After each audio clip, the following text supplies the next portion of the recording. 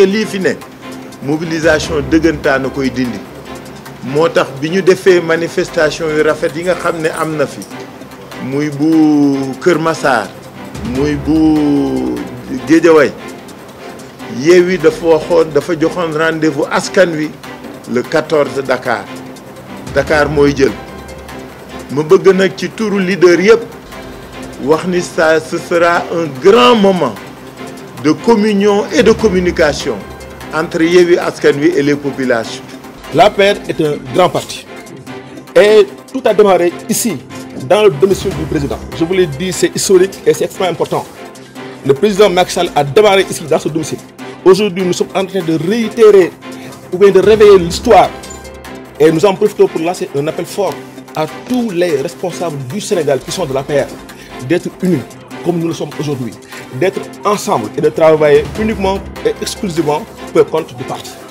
révision ordinaire la waroon doon ñu waroon ko def ci juróom benn weer Macky Sall mooy Sénégal quoi lu ko neex lay def nee na moom révision bi ci benn weer la koy def parce que yéen jeunes yi la bañ ngeen bindu parce que xam na ni ndaw ñi ànduñoo ak moom te ndaw ñi ñooy 65% de la population sénégalaise.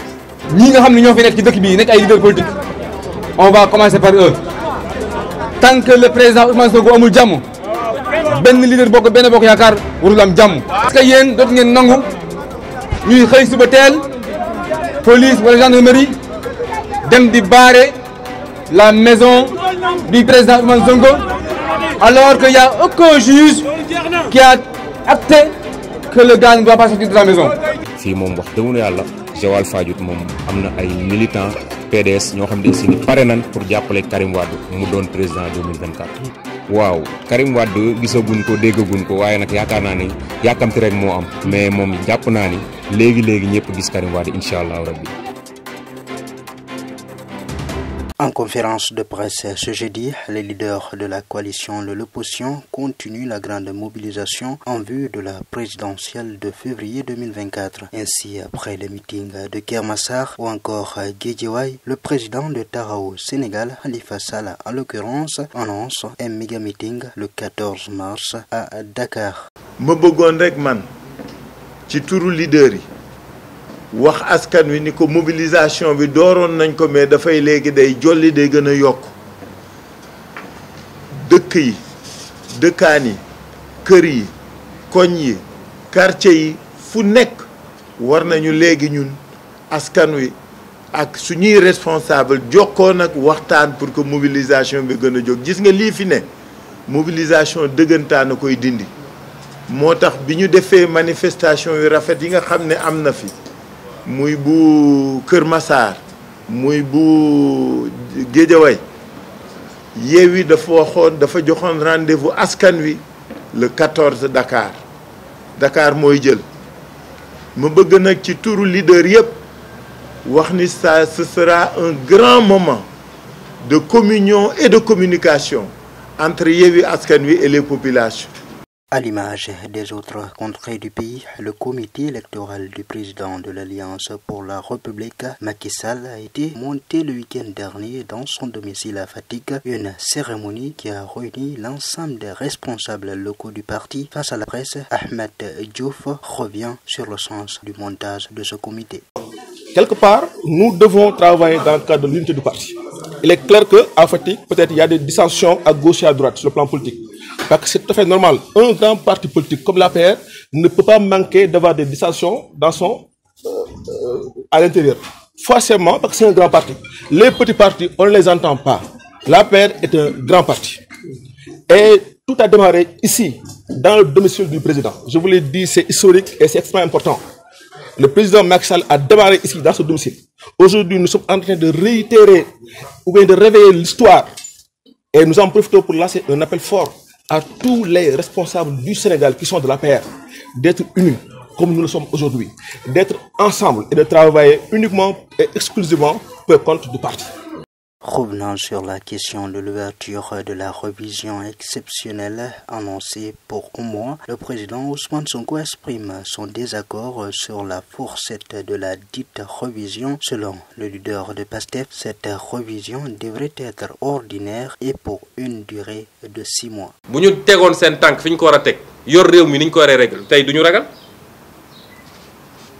waye nek ci toxi doone rek ba paré né kenn du ko wax té duma dem sama yoon dinañu dem de bu soobé yalla waye li firndel lolu moy li président de ci wax légui révision ordinaire la waron doon ñu waron ko def ci juroom benn wër Macky Sall moy Sénégal quoi lu ko neex lay def néna mom révision bi ci benn wër la koy def parce que yeen jeunes yi la bañ ngeen bindu parce que xam na ni ndaw ñi andu ñok mom té ndaw ñi ñoy 65% de la population sénégalaise.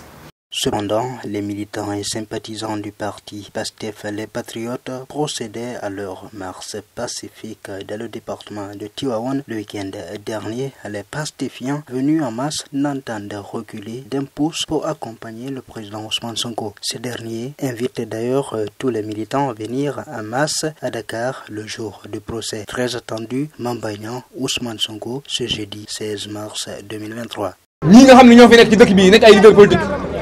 On va commencer par eux. Tant que le président Ousmane Sonko amul jàmm benn leader bokk benn bokk yaakaar warul am jàmm. Parce que yéen dootu ngeen nangu ñuy xëy suba teel police wala gendarmerie dem di barrer la maison du président Ousmane Sonko alors qu'il n'y a aucun juge qui a acté que le gars ne doit pas sortir de sa maison. Est-ce que loolu war na continuer? Le gatsa est à son heure. Warul nek ay wax kese dafa war a nek ay jëf te confrontation bii di ñëw maa ngi leen ñaan ngi yàlla rasul yi bis bu combat bi commencé bu leen déglu kenn amul ñaan amul maye. On va raser le pays de A à Z. Le Parti démocratique sénégalais affiche également de l'ambition pour février 2024. Le week-end dernier à Joal, les militants du parti, sous la houlette de leur responsable Ibrahima Lo, ont procédé à un grand rassemblement en vue du renouvellement du parti pour mieux préparer la présidentielle avec un éventuel retour de Karim Wade. Joal mom opposition mo fi nek ndax yaakaar naa ni élection yi passé opposition presque moo ko gagné waaw ndax boo demee ba pouvoir di gagner ay 50 voix 60 voix kon foofu majorité amatu fa waaw fii moom wax dëgg yàlla Joal Fadiouth moom am na ay militants PDS ñoo xam ne si ni pare nan pour jàppale Karim Wade mu doon président 2024.